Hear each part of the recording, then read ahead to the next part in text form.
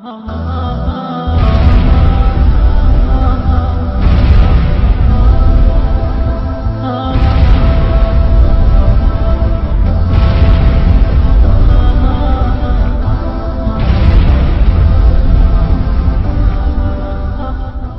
اللہ کے خزانوں سے لینے کا راستہ پاؤنڈ نہیں، ڈالر نہیں ہے، تجارت نہیں ہے۔ اللہ سے لینے کا راستہ میرے نبی کا طریقہ ہے۔ تجارت میں ہو، زراعت میں ہو، جاب میں ہو، کھیتی باڑی میں ہو، میرے نبی کا طریقہ ایک مسجد کا ہے، نماز۔ 5 وقت کی نماز یہ میرے نبی کی آنکھوں کی ٹھنڈک ہے۔ 5 وقت کی نماز اس امت کی شان پہچان ہے۔ اور اللہ تعالیٰ نے پہلی امتوں پر اتنی بڑی مشقت ڈالی کہ ان کی نماز مسجد کے علاوہ کہیں نہیں ہوتی تھی، مسجد میں ہی ہوتی تھی۔ ہمارے لیے کتنی آسانی کر دی، جاب میں ہے مصلی بچھا نماز پڑھ، چلو مصلی بھی کوئی نہیں، زمین دیکھ اس پر کوئی گندگی تو کوئی نہیں ہے، بس زمین بھی تیرے لیے پاک ہے، چل نماز پڑھ۔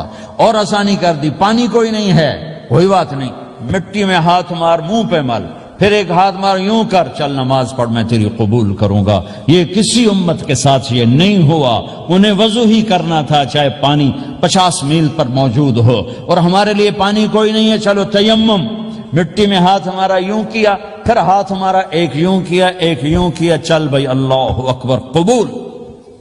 عمار بن یاسر رضی اللہ تعالیٰ عنہ سفر میں تھے، ان کو نہانے کی ضرورت ہو گئی، نائٹ فال ہو گیا، تو انہوں نے سوچا کہ ویسے تو آدمی کو وضو کی ضرورت ہوتی ہے تو خالی منہ پہ ہاتھ مارا اور یوں کونیوں تک، لیکن مجھے تو غسل کی ضرورت ہے، تو خالی اس سے تو کافی نہیں ہوگا۔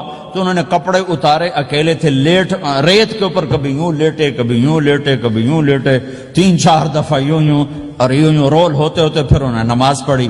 آئے اللہ کے نبی کی بارگاہ میں، یا رسول اللہ مجھے رات کو نہانے کی ضرورت پڑ گئی، تو میں نے کہا وضو کے لیے تو خالی یہ 2 دفعہ کرنا کافی ہے، تو یہ تو نہانا تھا، تو میں تو ریت میں خوب رول ہوتا رہا۔ میرے نبی نے انما یکفیک ضربتان، ارے سیدھے بندے عمار، اس کے لیے بھی اتنا ہی کافی تھا کہ تو یوں کرتا اور یوں کرتا اور تو پاک ہو جاتا۔ اللہ نے اس نبی کے طفیل، اس محبوب مصطفیٰ صلی اللہ علیہ وسلم کے طفیل، اللہ نے کیا کیا سہولتیں اور آسانیاں ہمیں عطا فرمائیں۔ پھر نماز 4 کی 2 رکعت کر دی، کہ تم مسافر ہو 2 پڑھو، روزے میں سفر میں روزہ معاف کر دیا، بعد میں رکھ لینا، بعد میں رکھ لینا، قضا کرنے کا حکم، بالکل چھوڑنے کا نہیں۔ اور کہا کہ بھائی مریض ہو چھوڑ دو، مسافر ہو چھوڑ دو، اور نماز 2 رکعت کر دو، سنتیں چھوڑ دو۔